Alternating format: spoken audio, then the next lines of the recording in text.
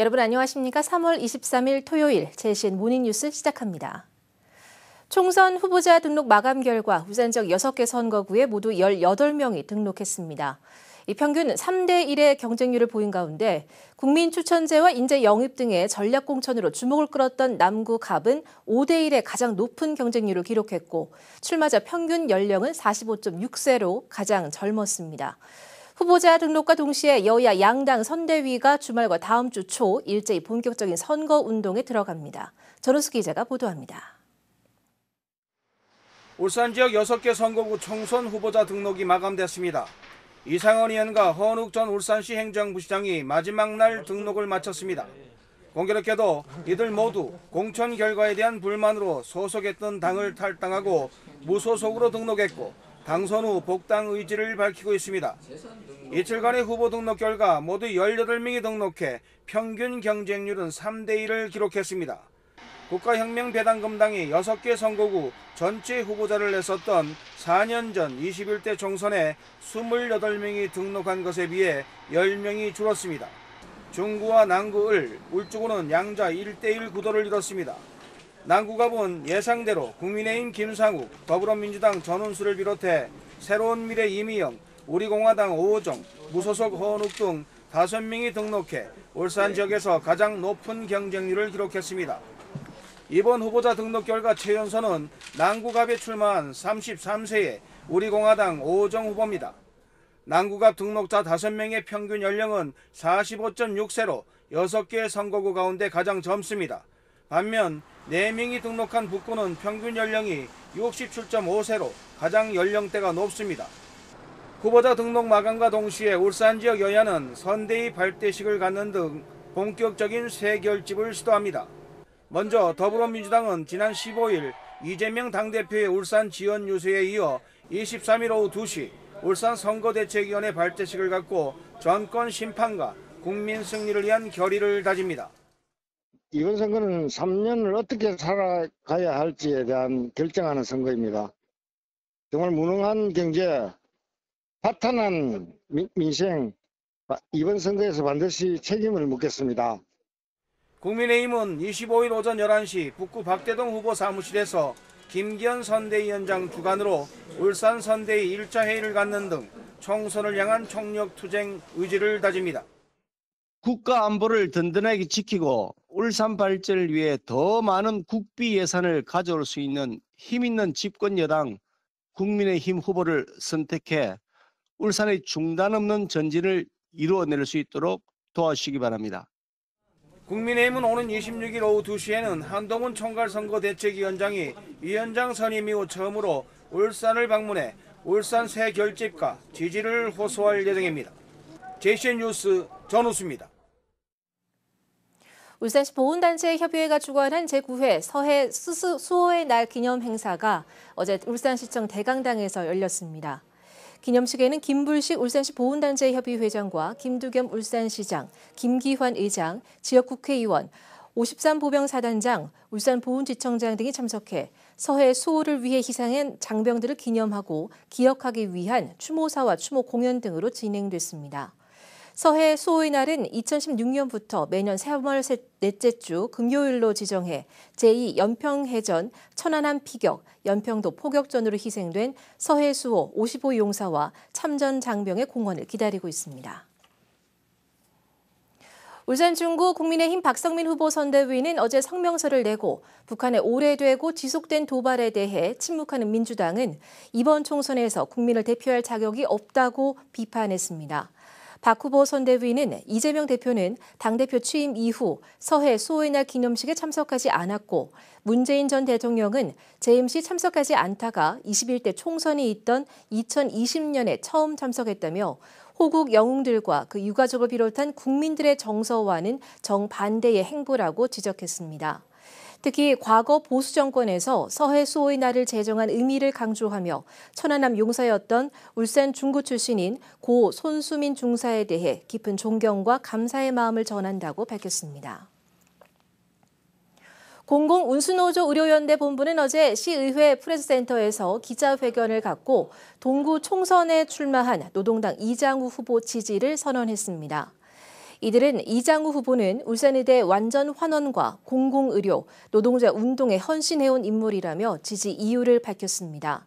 한편 이장우 후보는 더불어민주당 김태선 후보와의 단일화에 대해 윤석열 정권 심판과 함께 기득권 양당 정치가 바뀌어야 한다는 것에 동의하지 않는다며 단일화는 더 이상 의미가 없고 야권 단일화는 김태선 후보의 사퇴뿐이라고 입장을 분명히 했습니다.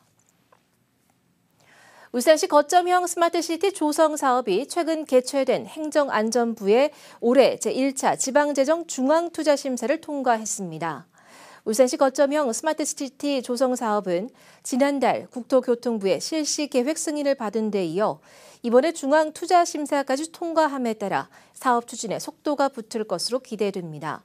이 사업은 총 433억 원을 투입해 중구 우정혁신도시와 성안동 일원에 모빌리티와 에너지, 데이터 등 4개 분야의 지능형 교통시설 등 14개 서비스를 구축하는 사업으로 오는 2025년까지 완료를 목표로 하고 있습니다. 고기능성 융복합 화학소재 지원센터 개소식이 어제 남구 두왕동 현장에서 열렸습니다. 이 센터는 고부가 첨단 화학소재 산업을 지원하기 위한 기구로 지난 2021년 산업통상자원부 공모사업에 선정되면서 울산 테크노 일반 산업단지 내에 건립됐습니다. 센터는 총 사업비 200억 원을 투입해 연면적 2,800제곱미터, 지상 4층 규모로 조성됐으며 초정밀 공정개발 장비 등 22개의 첨단 장비를 갖추고 있습니다. 울산시는 어제 개소식과 함께 제18회 울산 화학의 날 기념식을 갖고 화학산업발전에 공헌한 파미셀 장학순 연구소장 등 3명에게 산업통상자원부 장관 표창을, 대인 김미진 대표이사 등 6명에게 시장 표창을 했습니다. 이번에 지원센터 개소로 미래형 고부가 가치 소재 개발이 아마 가수가 될 것입니다. 그러면은 주력 산업의 체질 개선이 이루어질 것이고요. 또한 우리 미래 먹거리인 반도체, 2차 전지, 바이오 산업 등 아주 경쟁력이 높아질 것으로 생각이 되고 울산의 산업 생태가 전반적으로 활성화될 것으로 기대합니다. 안마 전문 자격을 취득해 장애인 일자리 사업으로 취업하고 어르신들에게 안마 서비스를 제공하는 시각장애인들이 있습니다. 안마뿐만 아니라 말동무까지 되어 어르신들의 반응이 좋다고 합니다. 울산에는 매년 이런 안마사들이 늘어나고 있습니다. 라경은 기자가 현장을 다녀왔습니다. 울산 남구의 한 경로당. 안마사들이 어르신 한 명씩 자리를 잡고 안마를 시작합니다. 머리부터 발끝까지 주무르고 또 두드리고 손가락 마디마디 한 땀 한 땀 안마에 집중을 하느라 여념이 없습니다. 경로당을 찾아온 이들은 안마사 자격 인증을 받고 장애인 일자리 사업을 통해 취업한 시각장애인들입니다.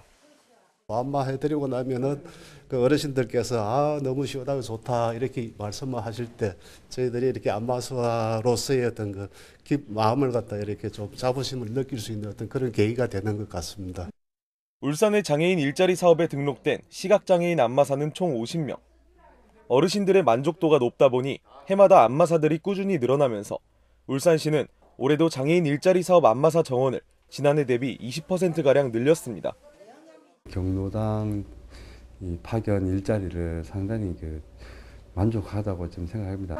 누군가 내 몸을 만진다는 걸 좀 꺼려 하셨는데 한번 갔다 온 경로당은 다시 한번 올 수 없나 그런 요구가 많으세요. 시원한 안마와 함께 말동무까지 30분 동안 안마를 받은 어르신들은 홀가분합니다. 개운하고 또 시원하고 또 친구도 해주는 것 같고 또 노인네는 좀 외롭고 힘들거든요. 그런데 이리 와가 북적지껄 해주니까 너무 좋아요. 계속 좀 와주시면 좋겠습니다. 울산시는 앞으로도 더 많은 시각장애인 안마사들을 육성할 계획입니다. 양질의 건강 서비스 제공과 함께 장애인들에 대한 일자리 창출까지 울산은 지금 장애에 대한 편견 없이 모두가 웃음 짓는 사회가 만들어지고 있습니다.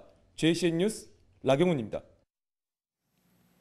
울산과학대학교가 경남의 연암공과대학교와 연합대학을 구성해 2024년 글로컬 대학 지정을 위한 공식 절차에 들어갔습니다.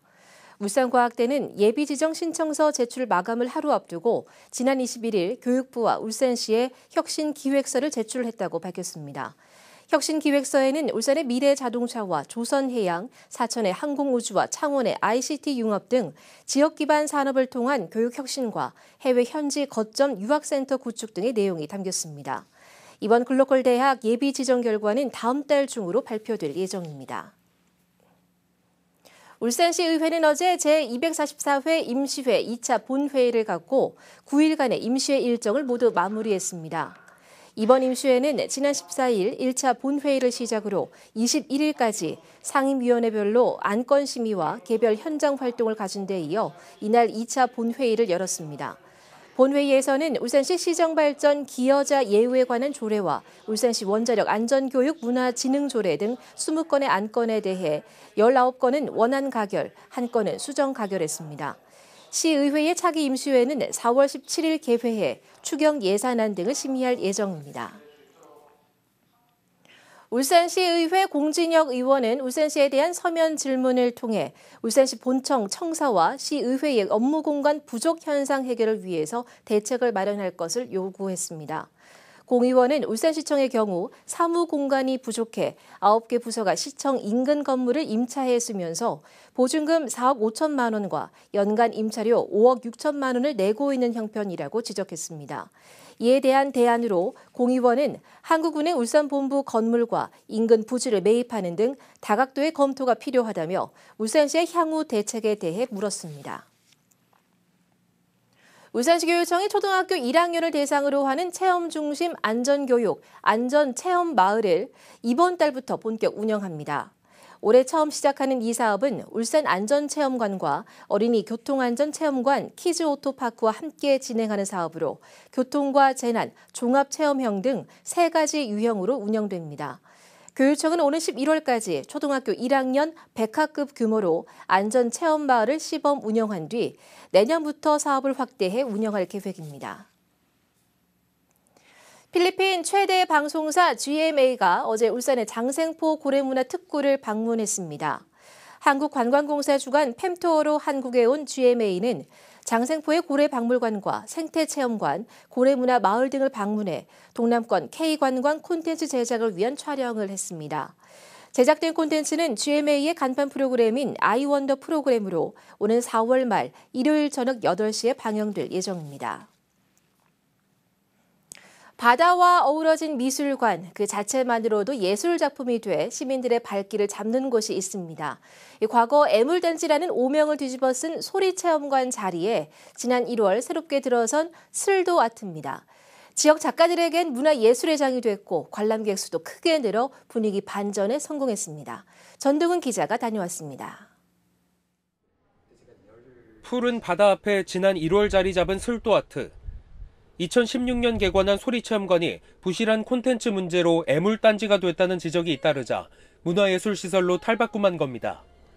동구에 슬도 아트가 생기면서 지역민에겐 소중한 문화공간이 됐고 아이들이 전시작품과 연계된 체험도 할 수 있어 관람객들의 반응이 좋습니다.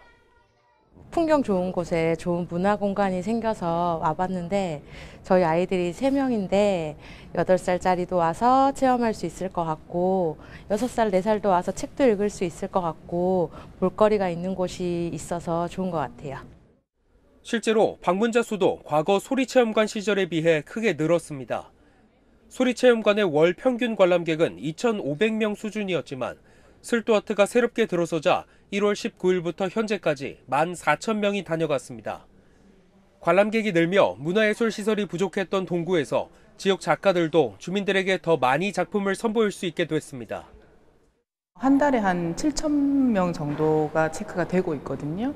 그럼 이분들이 이제 이 전시 작품을 다 보시는 이제 관람객이 되시는 거라서 지역 작가들에게는 정말 좋은 전시의 환경이라고 볼 수 있겠습니다. 슬도아트는 오는 4월 말까지 어린이 체험 프로그램 시범 운영을 끝내고 5월부터 기획 상설 체험 운영 등을 본격적으로 시작할 계획입니다. 문화예술 시설이 부족했던 동구에서 슬도아트가 그 빈자리를 채우고 있습니다. JCN 뉴스 전동훈입니다. 울산시가 제3차 결핵관리 종합계획 시행평가에서 우수 지자체로 선정돼 어제 결핵 예방의 날 기념식에서 질병관리청장 표창을 받았습니다. 울산시는 오는 2027년까지 인구 10만 명당 결핵 발생 환자 20명 이하를 목표로 제3차 결핵관리 종합계획을 수립하고 결핵 초기 발견을 통한 전파 차단과 예방 사업을 추진하는 등 국가 결핵 발생률 감소에 기여했다는 평가를 받았습니다. 한편 울산시의 결핵 발생률은 지난 2022년 기준 인구 10만 명당 32.8명으로 전국 39.8명 대비 7명이 적습니다. 울산시와 울산권역정신응급의료센터는 어제 울산대학교 병원 내방객을 대상으로 정신건강증진 연합 캠페인을 실시했습니다. 울산권역정신응급의료센터 주관으로 4개 기관이 함께한 어제 캠페인은 정신건강치료의 오해와 편견에 대한 질의응답과 정신건강에 대한 지역 서비스 안내 등 4개 프로그램으로 진행됐습니다. 한편 울산권역정신응급의료센터는 정신질환자 응급 발생 시 응급의학과와 정신의학과가 동시에 진료를 하기 위해 지난 2023년 3월 울산대학교 병원 내에 문을 열었습니다. 유엔이 정한 세계 물의 날인 어제 울산에서도 시의회 시민홀에서 기념식이 열렸습니다.